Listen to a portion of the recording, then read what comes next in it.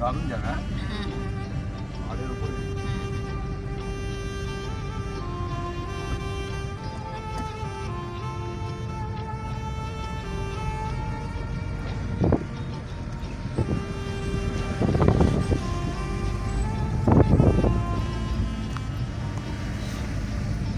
সেই উপরে মন্দির।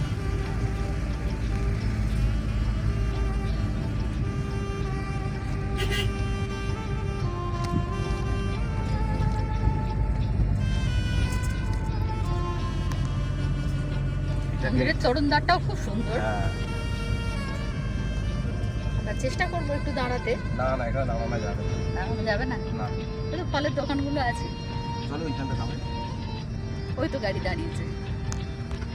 এসেছি মনোকামনা দেবী মন্দির যাওয়া বলে। এই রোপওয়ে করে যেতে হয়। এই যে রোপওয়ে আছে, এটা সেই মন্দিরটা পাহাড়ের একদম অনেক উঁচুতে, সব রোপওয়ে করে যাচ্ছে।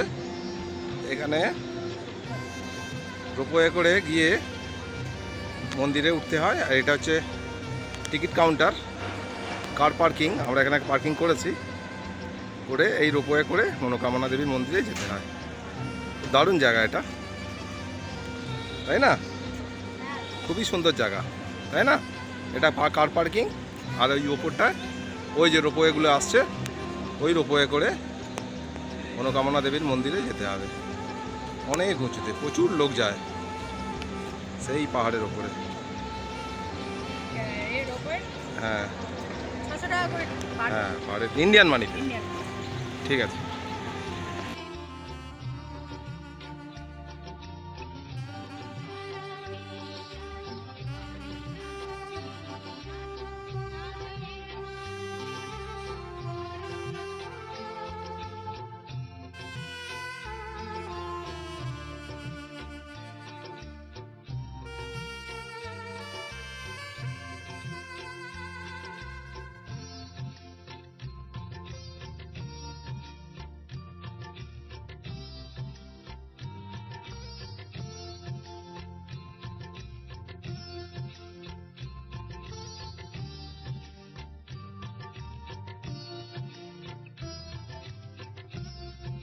আমরা এখন মনোকামনা দেবীর মন্দির দেখে বাইরে বেরিয়ে যাচ্ছি।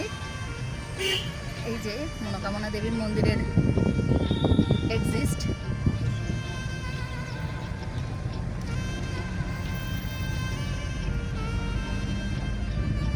জায়গাটা অপূর্ব সুন্দর ছিল, খুব ভালো লাগলো। আরো কিছুক্ষণ সময় থাকলে সময় কাটানো যায়। প্রায় 3 ঘন্টা আমরা কাটিয়েছি এখানে।